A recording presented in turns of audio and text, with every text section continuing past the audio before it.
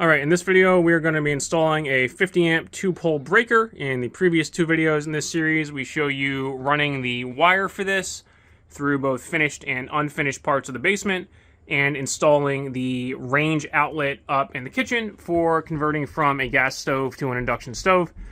As usual, just because this is how we do it in this video, that does not mean it is how you should do it. Please consult with a professional or check your local electrical codes because codes may be different where you live.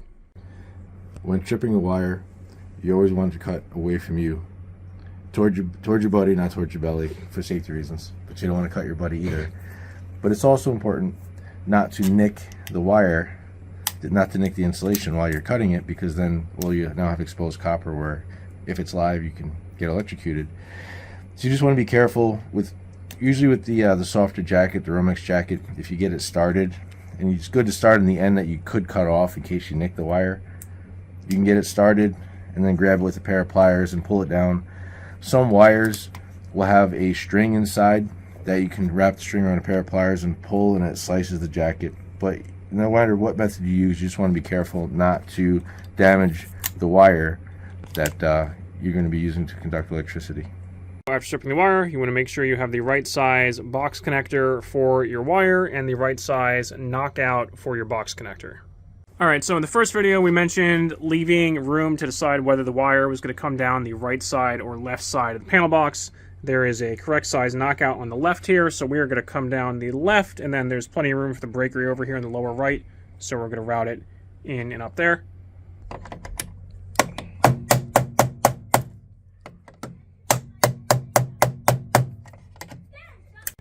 You want to make sure you have not only the correct size breaker for your project, but also the correct style breaker. On the cover of your panel box, you'll find a label, and somewhere in all this information, it'll tell you what style breaker to get. So you want to make sure you have the correct style breaker for your panel box, otherwise it won't fit, or it won't fit properly, and that causes an issue.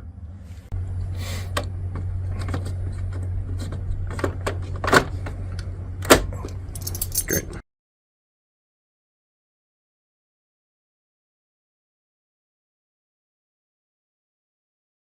Okay, so there's sliding the wire through. You want to be careful of what you touch inside the panel box. You have to know what you can and can't touch. Like these metal tabs here are energized. They contain electricity. If I touch that, I will get zapped. So, you know, if you move your hand in the wrong spot and you get too close or you bump something, you have to know where you can and can't touch. It's strongly recommended to hire a professional. You might not want to spend the money, but it's going to be well worth it. When I tighten the clamp for the wire, I want to make sure it's snug, but I don't want to over tighten it because I could damage the wire with this metal clamp. So just make sure it's firm, but not too tight. And you can just give it a tug test. So if I'm not putting too much pressure on the screws, but it stays put, it's good. So I just ran the ground up behind all these wires. Don't try this at home. This is where you want to have a professional, because there's a lot of potential for disaster here.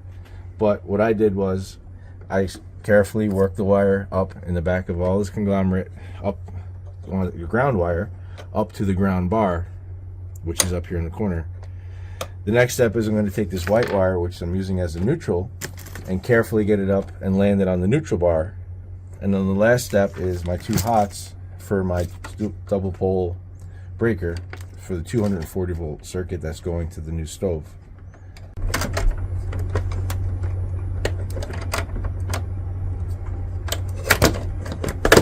So now I'm ready to install the neutral here in the neutral bar, which is this one. It's not energized, it's okay to touch. I don't want to touch those. So I want to get to the neutral bar, which is behind all of these energized breakers. We'll get to that in a second. But I want to rough fit the wire, so I know that's where it's going to be. I come up, I find the screw where I want to land it, and then I can measure, put my bend in there, and then cut it just a little bit longer than what I need, because I can always trim it. I can cut it twice and make it shorter, but I can't cut it twice and make it longer.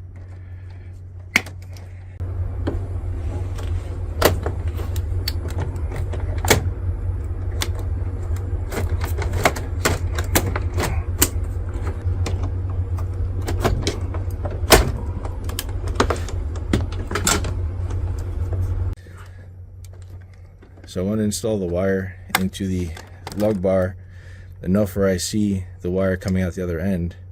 This way when I tighten the screw, I can make sure that it's landed pretty firm and have a good purchase on it. So this is where I want to land my 2 hots, make sure the breaker's off, because if it's on and I touch that, I'll get electrocuted. So I make sure the breaker's off. I want to rough cut the wires to where they're going to be, just a little bit longer than I need. I don't want to expose any more wire than I need. On these breakers, there's a strip gauge.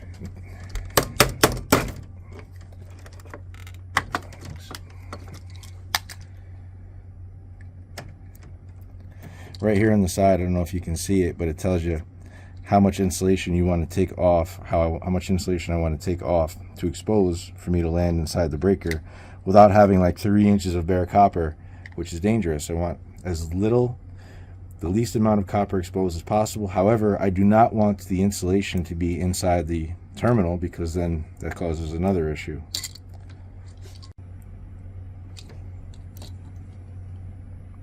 So the wire, I have enough material stripped, but not, I've pulled it back just enough where the jacket stops short of the terminal, but it's not inside the terminal. So I have my wires landed. If you look close enough, I can see that the jacket stops short of the terminal, so the jacket is not inside the terminal, and I don't have a whole bunch of exposed copper. Most of these have torque settings, but tight is tight, too tight is stripped. I use, good judgment. I want to stop short of breaking anything. And then the next thing I want to do is, when I land this breaker in the panel box, make sure it's off. But all this moving around to get the breaker into the panel box is actually loosening these connections. So after I land the breaker, snap it back in, I want to check that those screws are tight.